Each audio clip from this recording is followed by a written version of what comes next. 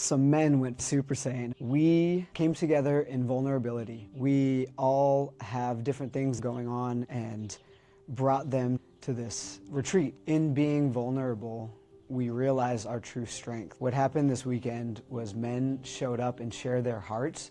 They shared what was actually going on underneath the surface, things they haven't told anyone before. They were courageous in pouring themselves out and being willing to be seen in all of who they are and things they have been suffering with quietly. And we came together in this men's retreat and just held space, just listened to these men, just allowed them to share the things that they had never told anyone before. And not only did they share those things with us, but they felt those things. It's one level to just intellectualize and say, this is what I'm going. It's another thing to actually feel what's going on underneath that, to feel the sadness of like, I was hurt, to feel the anger that I have been holding in, to feel the joy, silliness that I have been holding back for so long. And so through the process of sharing and feeling, we were able to listen and reflect back to these men and really see them for who they were, who they are.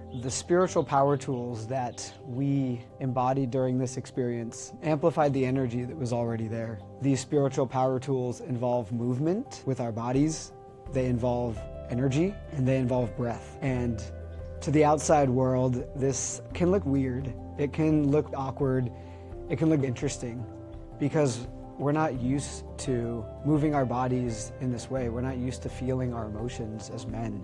We're not used to going into the suffering intentionally. So many men are so used to stuffing down all of the emotion and just being a rock.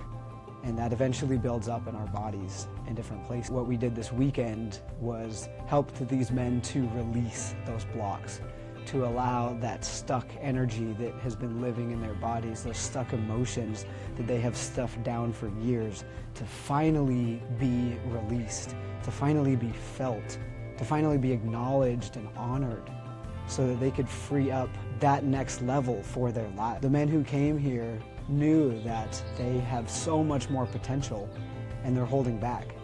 And the reason that they have been holding back is because they have not been able to feel the emotions that have been present for them. And so at this retreat, one of our biggest intentions was for the men to feel. This is a safe space for men to feel. There are not a lot of safe spaces for men in this world to feel, where they can be loved and not judged, where they can be held in all of who they are, in the depths of their sadness and their suffering and the things that they've gone through and their anger, and be held and to be met and to be loved in that. And through these exercises that we did that involved the movement and breath and energy, the men were able to honor the different parts of them and release, and then get to the other side of that, to tap into our souls, to tap into spirit, to tap into our true knowing, our true remembrance of who we are. And you can see the joy and the laughter and the tears of gratitude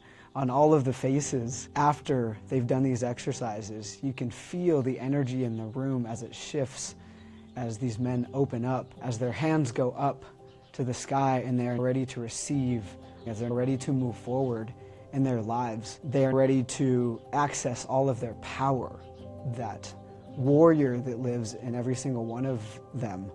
They are able to tap into that energy, that power, so that they can move forward in their lives with intention, decisiveness, and commitment, and devotion, coming from a place of love, coming from a place of service, bringing all of themselves, all of their energy moving forward in one direction. These men are now unstoppable, moving in this world, an unstoppable force of love. I would like our brothers to take away from this incredible weekend the remembrance that you are the king, the remembrance of who you really are, underneath all the masks, underneath the identities, underneath all the stories, underneath all the limiting beliefs, the remembrance of who you are, the remembrance of what you came here on this planet to embody, this physical being, to remember the love that you are, to remember the fire that lives within you, to remember your warrior spirit, that you have done this before